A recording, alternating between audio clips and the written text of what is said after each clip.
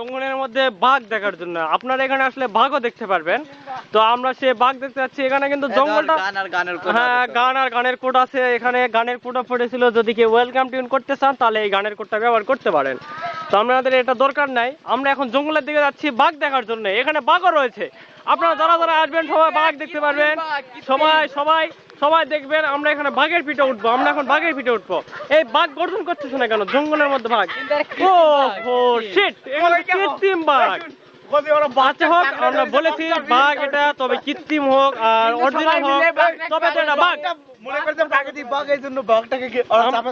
আমরা এই বাঘটাকে একটু দেখবো, তোমরা একটু নেমে এসো, আমরা বাঘটাকে একটু ভালো করে দেখবো। আর সাইড থেকে নেমে এসো। হ্যাঁ চলো চলো চলো। এই যে বাঘ জঙ্গলের মধ্যে, সেই কৃত্রিম হোক আর প্রায় নতুন জীবন্ত বাঘই হোক না কেন, আমরা কিন্তু বাঘ দেখতে পেয়েছি। আমরা কিন্তু বাঘ দেখতে পেয়েছি। এই যে আমাদের সামনে বাঘ। তো এখানে অনেক জঙ্গল আছে, এখানে অনেক জঙ্গল আছে, হয়তো ভিতরে আরো নিদর্শন থাকতে পারে, যেটা আমরা জানি না বা জঙ্গলের কারণে ঢুকতে পারতেছি না। এই জঙ্গলগুলো আমি বলবো যে এগুলো পরিষ্কার করে এটা যেন সরকারি আওতায় করে, এবং সরকারি এই নির্দেশটাকে যেন সরকারি আওতাভুক্ত করা হয়, এবং এখানে একটা পর্যটন কেন্দ্র যেন গড়ে তোলা হয়। জিনিস দেখবে তাহলে আমাদের দেশ অনেক উন্নতি করবে। আমরা এখানে 10 টাকার টিকিট দিয়ে সবাই ঢুকেছি, জনপ্রতি 10 টাকার টিকিট।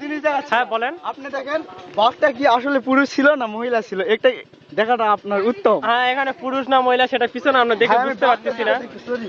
আচ্ছা বাঘের পিছনে আমরা সাইডে একটা ছবি নিচ্ছি, ফটোশুট। ভ্রম না, ওটা মোটরসাইকেল না দোস্ত, ওটা বাঘ। ঘোড়া হলেও দৌড়াতো এখানে। হ্যাঁ আমি যেটা বলতেছিলাম, এটা যদি সরকারি আওতাভুক্ত করা হয় তাহলে কিন্তু এখানে আমরা অনেক টাকা ইনকাম করতে পারবো, আমাদের দেশ আরো উন্নত হবে।